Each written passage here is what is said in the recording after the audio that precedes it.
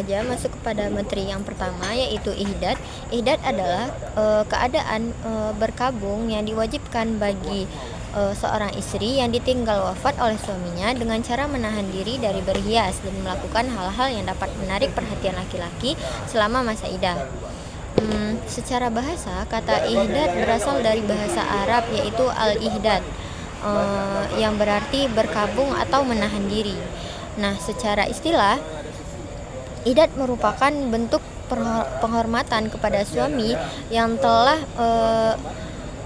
meninggal sekaligus untuk ketaatan kepada ketentuan syariat Islam.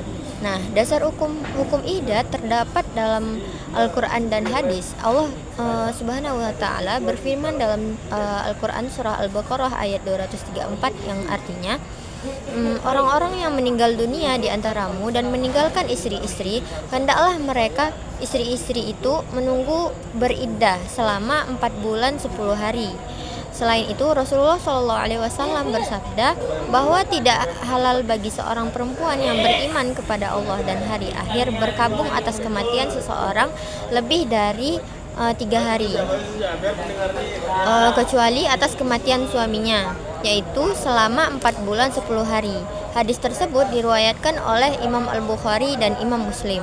Nah, para ulama sepakat bahwa hukum ihdad adalah wajib bagi perempuan yang ditinggal wafat oleh suaminya.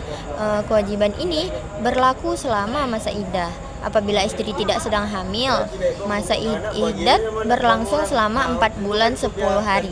Namun apabila istri sedang hamil ketika suaminya meninggal, masa iddah berakhir sampai ia melahirkan, sebagaimana dijelaskan dalam Quran surah At-Talaq ayat 4.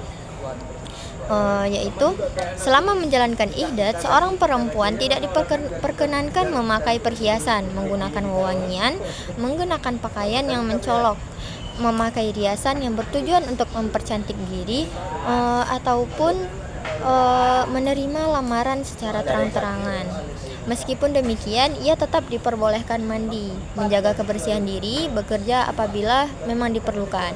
Nah, lalu keluar rumah karena kebutuhan yang mendesak, berobat, serta menjalankan aktivitas yang tidak bertentangan dengan syariat. Nah, tujuan disyariatkannya iddad adalah untuk menghormati ikatan pernikahan yang telah berakhir karena kematian, memberikan kesempatan kepada istri untuk berkabung secara wajar, dan menjaga kehormatan perempuan, lalu menghindarkan diri dari fitnah, serta memastikan kejelasan nasab apabila perempuan tersebut sedang mengandung. Dari sisi psikologis, iddad juga memberikan waktu bagi seseorang istri untuk menenangkan diri dan beradaptasi dengan kondisi setelah kehilangan suaminya. Nah, dalam hukum Islam, mayoritas ulama dari mazhab Hanafi, Maliki, Syafi'i, dan Hambali berpendapat bahwa iddad merupakan kewajiban yang harus dilaksanakan oleh istri yang ditinggal wafat oleh suaminya. Ketentuan ini dipandang sebagai bentuk ibadah sekaligus penghormatan terhadap hubungan perkawinan yang telah dijalani. Baik, selanjutnya contoh masalah ihdad, yaitu salah satu masalah yang sering terjadi adalah perbedaan pemahaman mengenai aturan ihdad. Di sebagian masyarakat masih ada anggapan bahwa perempuan yang sedang menjalani ihdad itu tidak boleh sama sekali keluar rumah selama 4 bulan 10 hari. Nah, padahal menurut banyak ulama, perempuan tetap diperbolehkan keluar rumah apabila ada kebutuhan yang mendesak, seperti bekerja, berobat, atau mengurus keperluan penting lainnya. Nah, masalah lainnya adalah tuntutan ekonomi. Banyak janda yang menjadi tulang punggung keluarga terpaksa tetap bekerja setelah suaminya meninggal. Nah, kondisi ini sering menimbulkan perdebatan karena ada pihak yang menganggap hal tersebut melanggar ihdad. Padahal syariat memberikan keringanan apabila keluar rumah dilakukan karena kebutuhan. Nah, selain itu, masih sering juga ditemukan tekanan adat yang melebihi dari ketentuan syariat. Misalnya, seorang janda dilarang berbicara dengan laki-laki sama sekali. dia tidak boleh menerima tamu, lalu atau bahkan tidak boleh keluar rumah meskipun untuk berobat. Larangan-larangan tersebut sebenarnya lebih merupakan tradisi masyarakat daripada ketentuan hukum Islam. Baik, selanjutnya masuk kepada materi hadanah.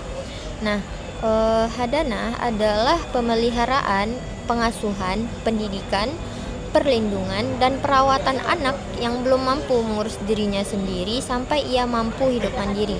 Nah, secara bahasa, kata hadanah berarti memeluk atau mendekap. Sedangkan secara istilah fikih, hadanah merupakan tanggung jawab untuk memenuhi seluruh kebutuhan anak, baik kebutuhan fisik, mental, emosional, pendidikan, maupun agama. Nah, dasar hukum hadanah terdapat di dalam Al-Quran dan hadis. Allah berfirman jika di dalam Al-Quran, yaitu surah Al-Baqarah ayat 233, yang memerintahkan para ibu untuk menyusui anak-anaknya selama 2 tahun penuh. Ayat tersebut menunjukkan bahwa Islam memberikan perhatian yang besar terhadap pemeliharaan dan perkembangan anak sejak usia dini. Nah, Rasulullah SAW juga bersabda kepada seorang ibu yang mempersengketakan hak asuh anaknya bahwa ia lebih berhak mengasuh anaknya selama belum menikah lagi. Hadis tersebut diriwayatkan oleh Abu Dawud. Nah, dalam hukum Islam, hadanah merupakan kewajiban yang dibebankan kepada kedua orang tua demi menjamin terpenuhinya hak-hak anak.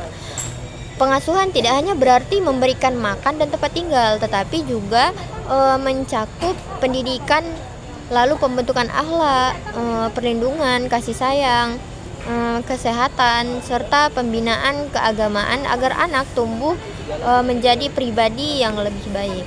Nah, pada dasarnya ibu merupakan pihak yang paling berhak mengasuh anak yang masih kecil karena secara umum dianggap memiliki kasih sayang, kesabaran, dan kedekatan emosional yang lebih besar.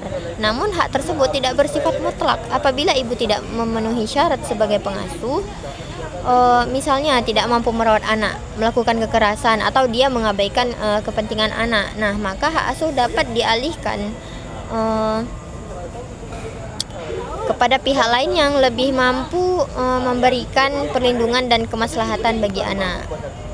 Nah, seseorang menjadi pengasuh harus memiliki kemampuan jasmani dan rohani. Nah, dan tujuan utama hadanah bukanlah memberikan hak kepada orang tua, melainkan dia menjamin terpenuhinya kepentingan terbaik bagi anak.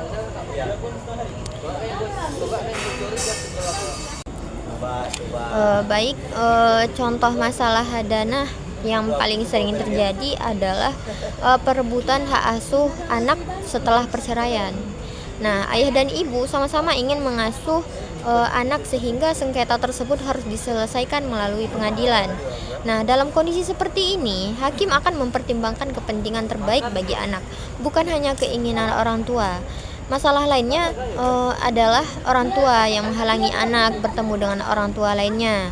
Nah, misalnya setelah memperoleh hak asuh, ibu melarang si ayah bertemu dengan anaknya atau sebaliknya.